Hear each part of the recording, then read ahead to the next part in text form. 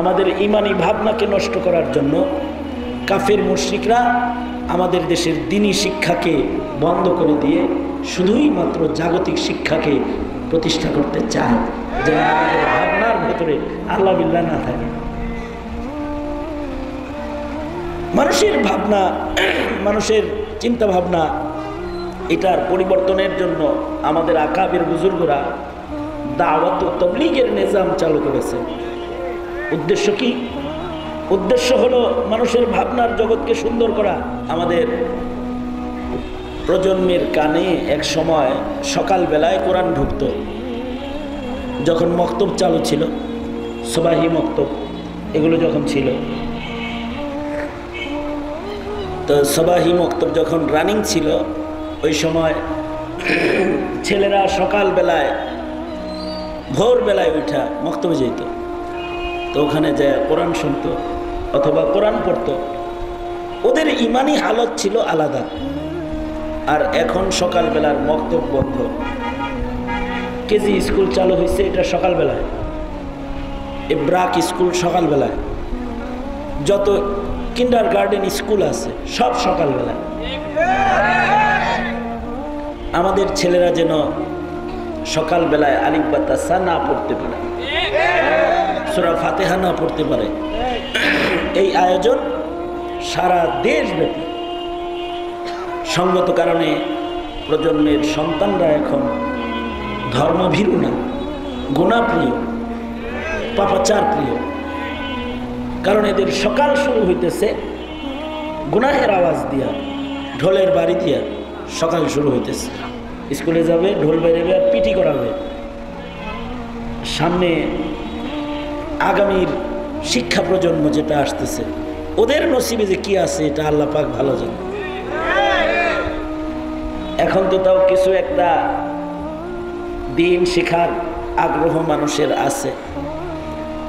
ধীরে ধীরে দিন শিখার আয়োজন এত কমজোর হইতেছে, কানে ন্যূনতম ভালো কথা অথবা কোরআন শরীফের আওয়াজ, তসবিহাতের আওয়াজ, এগুলো এখন ধীরে ধীরে বন্ধ হয়ে যেতেছে।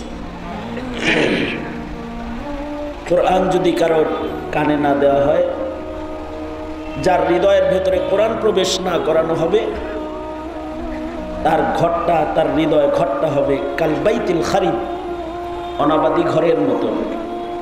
আর এই অনাবাদী ঘরে আল্লাহ তাআলা থাকেন না, আল্লাহর প্রেম থাকে না, আল্লাহ পাকের মুহাব্বত থাকে না। সুতরাং আমাদের সবার এই বিষয়টা সোচ্চার হওয়া দরকার যে আমাদের সন্তানদেরকে আমরা সকালবেলায় দিনের শুরুতে তার কান দিয়া কোরআনের আওয়াজ পৌঁছাবো, তার মুখে কোরআন উঠাবো, তার চোখের সামনে আম্মা পারা, কায়দা, কোরআন শরীফ এগুলো দিব ইনশাআল্লাহ। বলেন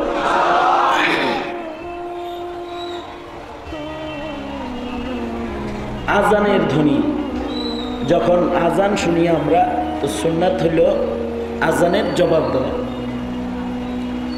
এই আহমিয়ত কেন? এই আহমিয়তের বড় একটা কারণ হলো, কেউ যদি আজানের জবাব দিতে চায় তাহলে আজানটা শুনতে হবে, ঠিক না? আজান না শুনে না জবাব দিতে পারবে? আজানের জবাব দিলে মর্যাদা কি? মর্যাদা হলো ময়দানে মাহশারে, হাসরের মাঠে ইমানদার যারা মুয়াজ্জিন, তাদের গর্দান উঁচা উঁচা হবে হাসরের মাঠে। যারা নিয়মিতভাবে আজানের উত্তর দেয়, এই আমল যারা করে, তাদের গর্দানও আল্লাহ উঁচা করে দেবে। এখন কেউ যদি আজানের উত্তর দিতে চায়, আজান না শুনে উত্তর দিতে পারবে? মুয়াজ্জিন বলবে আল্লাহু আকবার, আল্লাহু আকবার, সে বলবে আল্লাহু আকবার, আল্লাহু আকবার। মুয়াজ্জিন বলবে আশহাদু আল্লা ইলাহা ইল্লাল্লাহ, সেও বলবে আশহাদু আল্লা ইলাহা ইল্লাল্লাহ। মুয়াজ্জিন বলবে আশহাদু আন্না মুহাম্মাদার রাসূলুল্লাহ, সে বলবে আশহাদু আন্না মুহাম্মাদার রাসূলুল্লাহ। মুয়াজ্জিন বলবে হাইয়া আলাস সালাহ, শুনবে, সে বলবে লা হাওলা ওয়ালা কুওয়াতা ইল্লা বিল্লাহ। মুয়াজ্জিন বলবে হাইয়া আলাল ফালাহ, সে বলবে লা হাওলা ওয়ালা কুওয়াতা ইল্লা বিল্লাহ। এই শোনো বলো, শোনো বলো, নূর ঢুকাবে, কানে নিবে, কান দিয়েও নূর ঢুকবে, মুখে বলবে আল্লাহর নাম, তো তার কলবের ভেতরে নূর প্রবেশ করবে।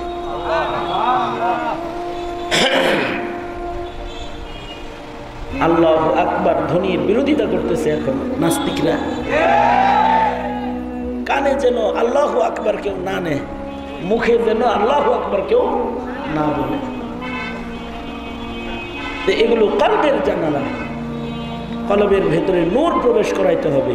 চোখ দিয়া, কান দিয়া, মুখ দিয়া নূর ঢুকাইয়া দিতে হবে কলবের ভেতরে।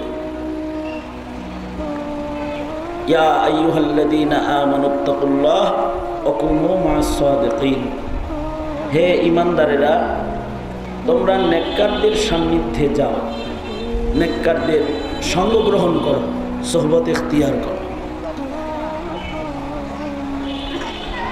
সোহবতের মাধ্যমে মানুষের আত্মিক পরিচ্ছন্নতা হাসিল হয়, অন্তরের পরিচ্ছন্নতা।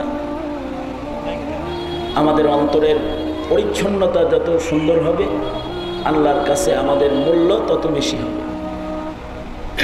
এখন মানুষের অন্তর কলুষিত, পাপাচার গুনাহখাতা খুব বেশি। অন্তরের ভেতরে নূর ঢোকার যে জানালাগুলো আছে, ওই জানালাগুলো দিয়ে মানুষ নূর ঢুকায় না, অন্তরের ভেতরে কান দিকেই প্রবেশ করায়।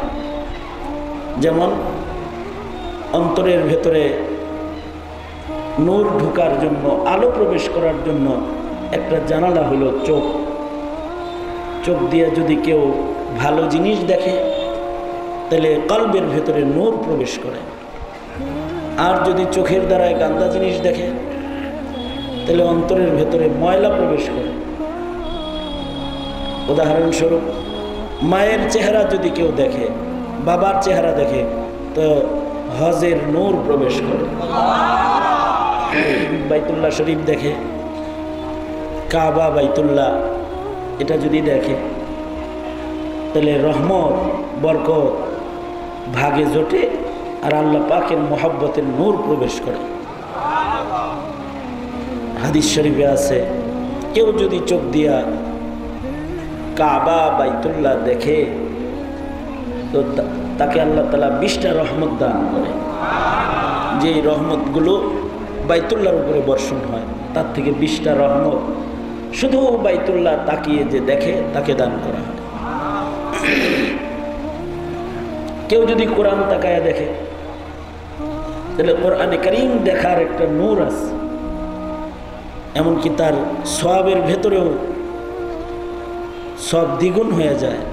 কেউ যদি এমনি কোরআন শরীফ পড়ে তো 10টা করে নেকি পাবে অক্ষরে, দেখা বললে 20 নেকি পাবে। চোখের জানালা, চোখ ব্যবহার করার বরকতে তার সওয়াব বেড়ে যাবে। আর যদি চোখ দিয়া পরনারী দেখে, গুনাহের দৃষ্টি, কুদৃষ্টি, এটা দিলকে গান্দা করবে, দিলের ভেতরে ময়লা ঢুকবে চোখের মাধ্যমে। এখন তো অনলাইনের আমল, এত বেশি চোখের গুনাহ মানুষ করে যে মানুষের কলবের ভেতরে ময়লা আবর্জনা বেশি ঢোকে। এই জন্য অন্তর যেত কলুষিত না হয়, এ কারণে চোখের ব্যবহার এটাকে ভালো বানাই, চক্ষুকে নিয়ন্ত্রণ করি।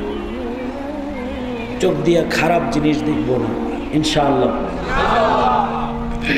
কানের দ্বারায় হয়তো কলবের ভেতরে নূর ঢুকবে অথবা কলবের ভেতরে ময়লা ঢুকবে। কেউ যদি তার কান দিয়া গুনার আওয়াজ শ্রবণ করে তাহলে তার কলবের ভেতরে ময়লা প্রবেশ করবে। গান শুনছে তো নেফাকি প্রবেশ করবে। আর যদি কোরআন শুনে কান দিয়া তাহলে কলবের ভেতরে ঈমান প্রবেশ করবে। ইদা তুলিয়াত আলাইহিম আয়াতুহু যাদাতহুম ঈমানা,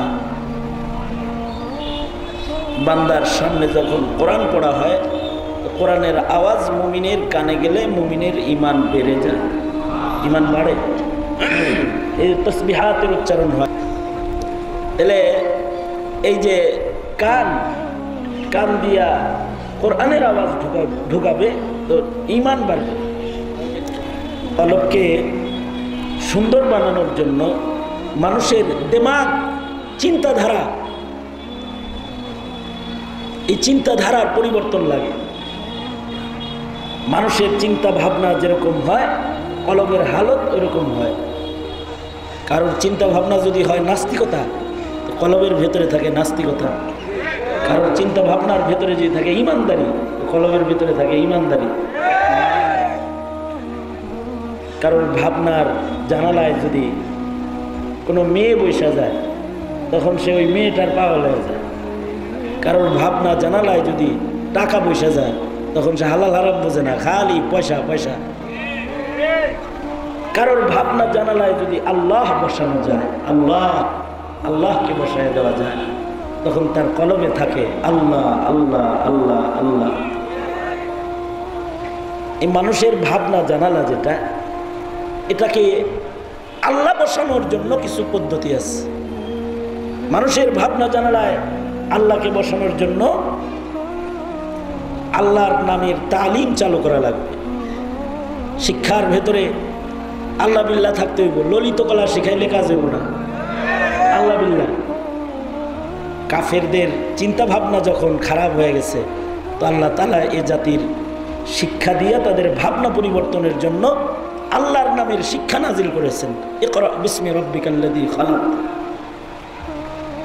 আমাদের ঈমানি ভাবনাকে নষ্ট করার জন্য কাফের মুশরিকরা আমাদের দেশের দ্বীনি শিক্ষাকে বন্ধ করে দিয়ে শুধুই মাত্র জাগতিক শিক্ষাকে প্রতিষ্ঠা করতে চায়, যেন আমাদের ভাবনার ভেতরে আল্লাহ বিল্লাহ না থাকে।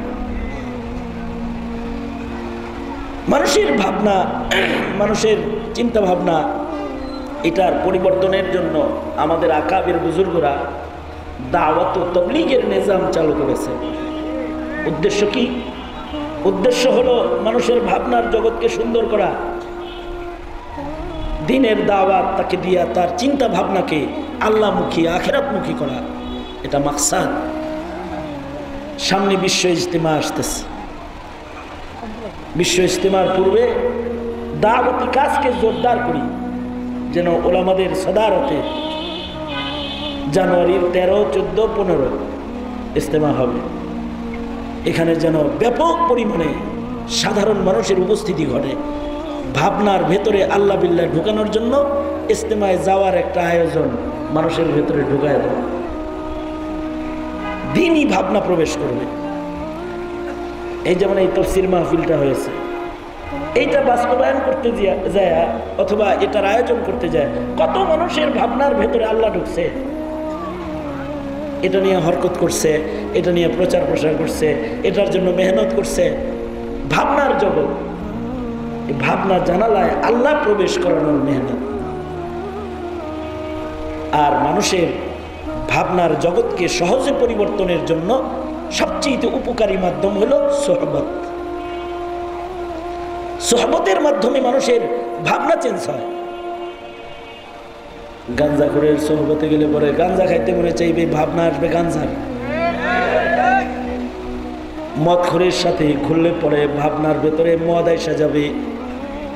আর যদি তাহাজ্জুদ গুজারের সাথে কিছু সময় কাটায়, তিলাওয়াত করনেওয়ালার সাথে বসে, আল্লাহওয়ালা, জিকির করনেওয়ালা, আল্লাহর কোনো প্যারা বান্দার কাছে যদি কিছু সময় থাকে, তো তার ভাবনার ভেতরে আল্লাহ পাকের মোহাব্বত প্রবেশ করবে। আর যখন তার ভাবনার ভেতরে আল্লাহ পাকের ভালোবাসা অর্জনের চিন্তা এসে যাবে, তখন সে মুত্তাকি হয়ে যাবে, তার কলবের ভেতরে তাকওয়া প্রবেশ করবে। উলামায়ে কেরাম জাতির ভাবনা চেঞ্জ করে। গরম গরম কথা কয় যে, বড় বড় আলোচনা করে যে, আলোচনার মাধ্যমে মানুষের ভাবনা পরিবর্তন যেন হেফাজত করার মতো প্রত্যয় মানুষের হৃদয়ে জাগ্রত হয়, এজন্য আমরা কথা বলি।